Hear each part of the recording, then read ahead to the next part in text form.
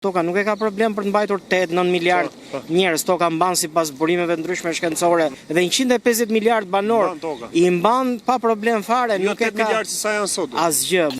Mbyllja e ngushticës së Hormuzit, pasojat e tmerrshme që do të sjellin ekonominë botërore, apo një krizë e frikshmëurie që pritet shumë shpejt të ndodhë. Ideja që më përparë se të mjetet e komunikimit janë tepër të Ju e parapër. besoni dhe ju këtë si e lidhni domethënë që t'ja faktoni atyre njerëzve që nuk e besojnë këtë gjë domethënë. Shiko, pikë së pari njerëz është e pamundur të faktosh atyre që e kanë tashmë mendjen të mbushur. Është problemi i madh kur e ke mendjen të mbushur, po e ke të mbushur kot. Puna është që unë i vlerësoj gjërat në bazë të fakteve. Pra nëse dikush thot diçka dhe vërtetohet, do të thotë që ai ka treguar të vërtetën, të paktën në një rast. Për ngushticën e Hormuzit, për këtë urinë që do të vijë, situata të tjera që Shumë keq ka për të bërë, shumë keq. Që do të shkoj për keq. Shumë keq. Nga se lidhni ju këtë domethënë? Ka libra për këto punë që tregojnë shumë qartë që kjo botë nuk drejtohet nga qeveritë që ne shohim sot. Janë shërbëtore, pa që janë kukulla, janë kamerierë të bindur të ustallarëve që qëndrojnë në hije edhe janë të ndarë në rrath të ndryshme. Problemi është që ata nuk kanë më interes që të mbajnë gjithë këta njerëz.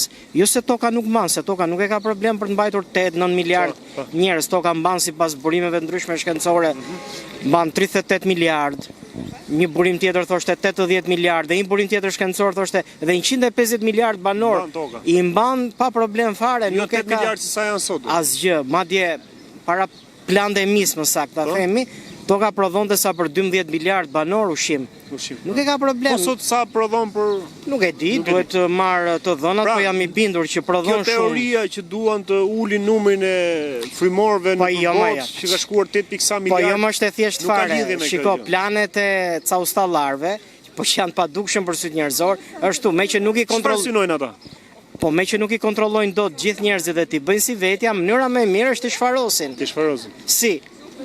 Nëpërmjet vaksinave që po bëjnë kërdin. Po. Nëpërmjet ushqimeve të ndryshme të cilat janë të ndotura dhe po krijojnë vdekjet parakoshme, depresion, shtimi i kancerëve që është prapë edhe kjo është plan, ë? Po gjitha, madje ilaçi i kancerit është zbuluar që në vitet 50 shekullit kaluar. Është zbuluar. Pse ne po ham një ushqim sintetik? Po dihet, ushqimi sintetik nuk ka jetëgjatësi, nuk ka shëndet. Puna është ti të bësh rob i barnatoreve, i farmacive të tyre të blesh ilaçe. E ke parasysh njerëzit më përpara jetonin më mirë, ishin më të kthjellët, arsyetonin më mirë, bënin jetë shumë më cilësore nga kjo që bëjmë ne sot. Natyra nuk ishte kaq e ndotur. Diti se sa hidhen vetëm në ajër, mendohet që mund të hidhen. Është vërtet ajo që janë ato që Po unë të nxjerr fakte ty po deshe. Që shohim këto për shembull. Shiko, unë të nxjerr fakte ty. Unë të nxjerr fakte, i kam faktet, edhe tregoj urdhësi ç'a bëhet në atmosferë. Edhe çfarë thonë edhe pilotë të ndryshëm, çfarë thonë dhe mjek të pavarur, po që këta po mundohen të zhdukin, Këta të zhdukin, këta të vrasin. Këta nuk e kanë problem fare për të zhdukur. Si do të jetë bota nesër?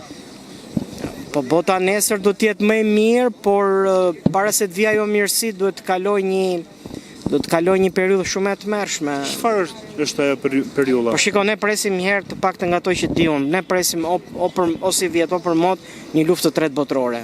O këtë vit ose vitin tjetër, Ne presim një katrahur tani, po sidomos në Europën perëndimore, që dikush i tha se do t'ju fus në Europë. Në cilën Europë do të fusejmë, atë që do bëhet shkrumbehi shumë shpejt. Shiko, është shitur Europa. Janë shitur interesat e Europës. Kush është shitur? E Rusia. Rusia. Po janë bërë planet dhe kjo lufta që doli tani në Iran, pse doli? Po bën planet pra sepse ekonomia ruse nuk është ekonomi si këto perëndimore që prodhon shumë gjëra, është ekonomi që varet nga nafta, nga shitja e naftas edhe e gazit. Se kjo lufta Izrael-Iran, domethënë Izrael-Amerikë ndaj Iranit, është në interes të Rusisë? Po sigurisht, sepse ekonomia ruse po rrënohej. Dhe mënyra me u bë një takim atje në Alask, po që normalisht ato takime ishin bërë shumë më përpara, atje vetëm sa u bë e dukshme, edhe puna është që ekonomia ruse po shkatrohej. Ishte lënë që të bëhej kjo luftë e madhe. Se këtë luftë e bën Rusia domethënë atje? Po jo, më nuk po e bën Rusia, thjesht Rusia hoqi mbrojtjen, më fal, Rusia hoqi mbrojtjen ndaj Iranit. Ja kishte thënë Putini, më lejo të marr Ukrainën, unë të fal ty, të bëj kurban, të flijoj Iranin. Izraeli nuk flijohet. Nuk flijohet. Izraeli vjen nga Kazaria, valla. Kazaria ka pushtuar të gjithë sistemin bankar botror, se erdhën ata që në periudhën e mesjetës. Ata kanë pushtuar gjithë botën. Po këtu në Shqipëri ka zëra që flitet se ka një vendosje ose zhvendosje këtu në Shqipëri, një prurje. Po sigurisht. Bile Izraeli, shiko, ne presim tani ne presim një zbrazje të Shqipërisë, është zbrazur shumë. Ke dalë fiks tema që ka mund sot, domethënë. Jemi race përzierë për race pastër. Po disa thonë që jemi race pastër, disa thonë që jemi race përzierë. Pak rëndësi ka për mua janë njerëz të Perëndisë. Synoj që të bëhet një lloj përzierje me racën tonë, një globalizëm, përfshihet dhe Shqipëria pjesë e globalizmit. Po, shiko, ka një diçka, Izraeli i madh, se Izraeli i ri mund ta quash, ishte parashikuar që të vendosej të bëj këtu në Shqipëri në vitet 30. Është vërtet kjo? Po, sepse un kam lexuar ca gjëra dhe kam parë. Mirë, po nuk u bë për shkak të këtyre konjunkturave politike dhe që masoneria, që drejton mbar qeveritë botrore, nuk e kishte, e kemi fjalën për qarqet e larta të masonerisë, jo për këta tulti, se këta s'din gjë. Këta as e kanë haberin se për çfarë bëhet fjalë.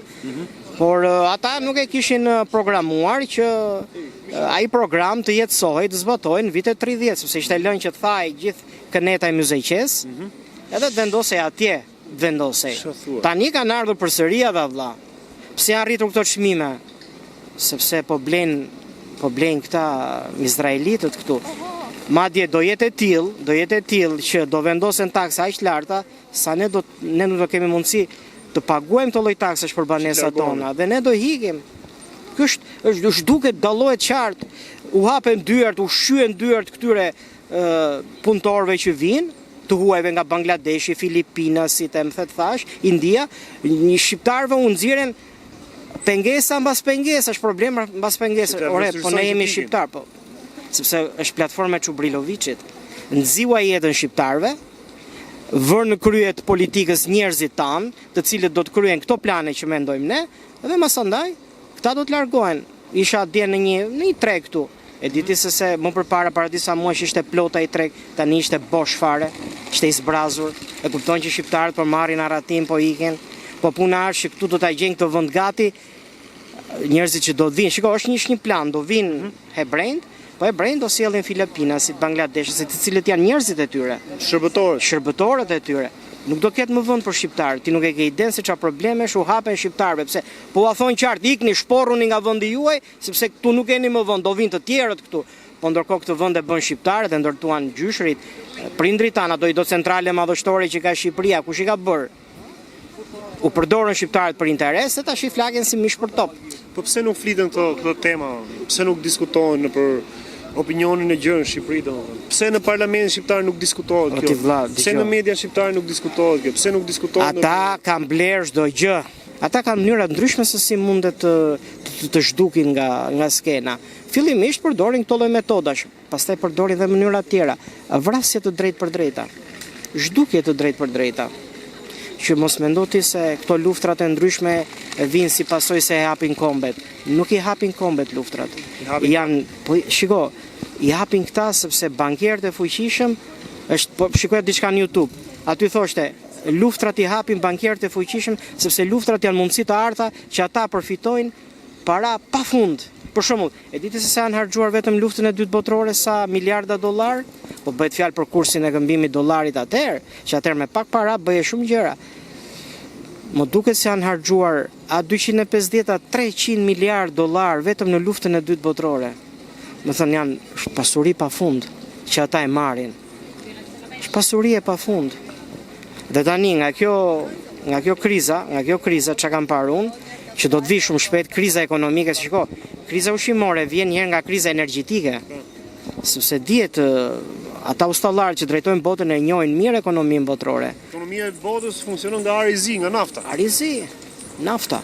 Çfarë ndodh? Ata po e çojnë në rrënim atë. Qeveria e Iranit mos mendoni se është kundër qeverisë Amerikës edhe të Europës.